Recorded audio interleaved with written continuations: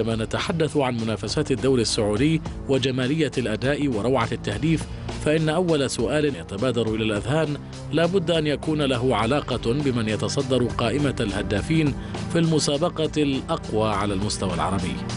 الجولة السادسة انقضت وصدارة الهدافين اشتعلت، وحدهما السوري عمر السومة والفنزويلي ريفاس رأسي الحربة في قطبي الغربية الأهلي والاتحاد، من يشعل قائمة التهديف رغم منافسة برازيلي الهلال إدواردو. 12 هدفا هزت شباك الخصوم، توزعت بالتساوي بين السومة وريفاس. اجتمعا في كل شيء، سجلا بالقدم اليمنى 4 أهداف وهزا الشباك باليسرى في مناسبتين. ضربتا جزاء قام بتنفيذها عمر السومة يسجل في واحدة ويخفق في الأخرى، ريفاس يسجل الضربتين. في قمة الجولة الثامنة لن يكون التنافس بين الأهلي والاتحاد على المراكز المتقدمة فحسب، بل سيكون هناك تنافس من نوع آخر يجمع ريفاس بالسومة. فمن سيهز الشباك سينقل فريقه لمرحلة متقدمة من المنافسة، بل سيضع نفسه على رأس قائمة الهدافين. عمر السومة ليس غريبا عن صدارة الهدافين، كيف لا وهو من يحمل لقب النسخة الماضية ب22 هدفا.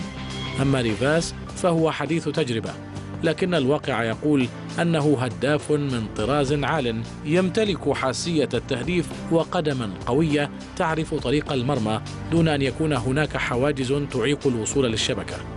الشيء الوحيد الذي غاب عن نجمي الشباك خلال الجولات الست الماضية هو التسجيل بالرأس، فكلاهما حتى هذه اللحظة لم يستفد من هذه الميزة.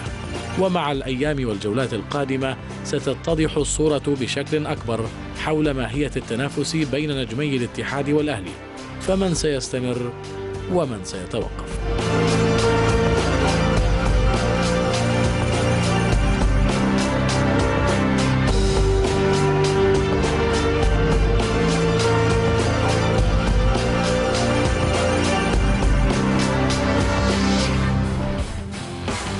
محمد، السومة وريفاس.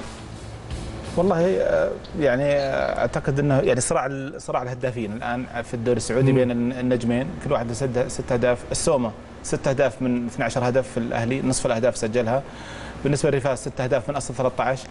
هذا كله يعطي انطباع على ان الاختيار حتى اللحظه هذه، يعني طبعا بالنسبه للسومة اعتقد خلاصين في من موضوع منتهي من الموضوع، انه يعني استطيع ان اقول انا اسميه افضل لاعب اجنبي في السنتين الاخيرتين. لاعب يبهجك ولاعب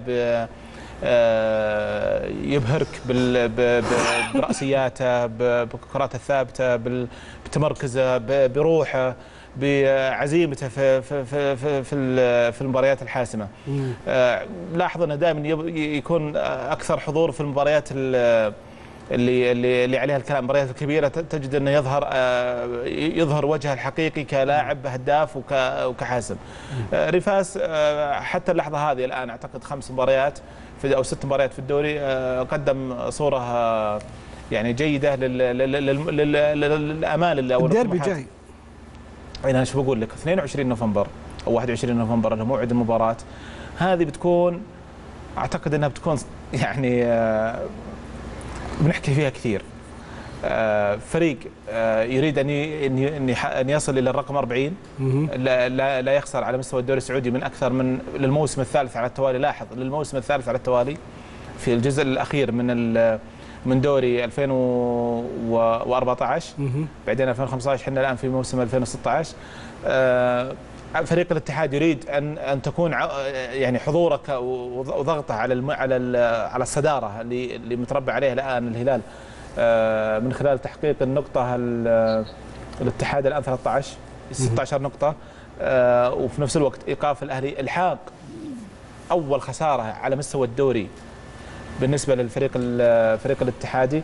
هذا الشيء وجهة نظري انه يعني بيكون في حافز كبير للاتحاديين انهم يعني يواصلون الجهود وتحسين وضع الفريق في المرحله الجايه، خاصه ان احنا مقبلين على مرحله سوق انتقالات شتويه، وبالتالي اذا كان في تطعيم للفريق نقاط الضعف اللي موجوده الان ملاحظه على الفريق. طبعا في حال ان بولين يستمر او كلا الحالتين انا وجهه نظري ان الاتحاد، اداره نادي الاتحاد اساسا يبدو انها قاعده مجهزه القرار، بس تنتظر وقت معين حتى تبعد هذا المدرب.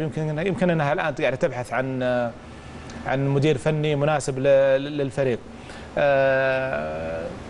بصراحه يعني احيانا يحزنك اساسا انك انت تشوف مثلا اجنبيين هم اللي يتصدرون لائحه الترتيب. طيب يحزنك، تتمنى احيانا يكون واحد مهاجم اهلاوي، ولا اتكلم عن لاعب سعودي، لاعب اتحادي، او لاعب مثلا هلالي او نصراوي او شبابي، لكن في النهايه هذول في النهايه يعني قاعدين يقدمون الصوره المطلوبه للفريقين الكبيرين اللي اتمنى ان شاء الله انهم يكونون يعني على مستوى كبير من المنافسه هذا الموسم.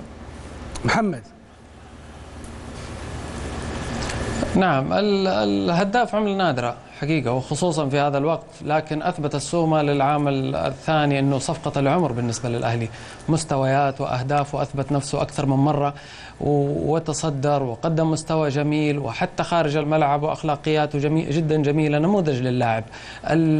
مش لازم الجنسية تكون برازيلي ولا أوروبي ولا القيمة باليورو والدولار، لا، أثبت أنه قادم من دوري من الكويت، وقدم مستويات أبهر الجميع في الدوري السعودي، وأصبح رقم صعب جدا حتى في المنطقة وفي تاريخ الأهلي.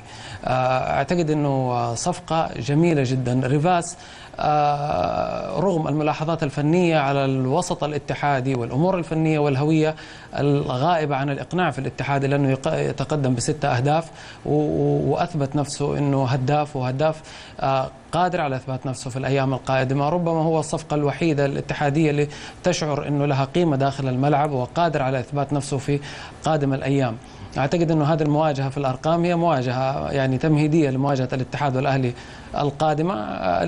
الأهلي أقوى على الميدان، الاتحاد قادر على الفوز. هذه المباراة طبعا تركيبة خاصة بعيدة عن الحسابات الأخرى الفنية والماضي والإشكالات حتى الفنية وحتى أسماء المدربين. ما حدث أمام بين الهلال والاتحاد ممكن يحدث أمام الاتحاد والأهلي. الموضوع موضوع مواجهة فريقين كبار بين مدرجات، بين أمور نفسية وأمور يضع اللاعب فيها أنه الأمر يخصه شخصيا ويدخل بكامل تركيزه. لذلك كل الأمور السابقة لن تؤثر. طيب. الحافز كبير لدى الاتحاد أن يكون أول خسارة للأهلي، كما كانت أول خسارة للهلال في الدوري. حنروح للفاصل، بعد الفاصل نعود للجزء الأخير.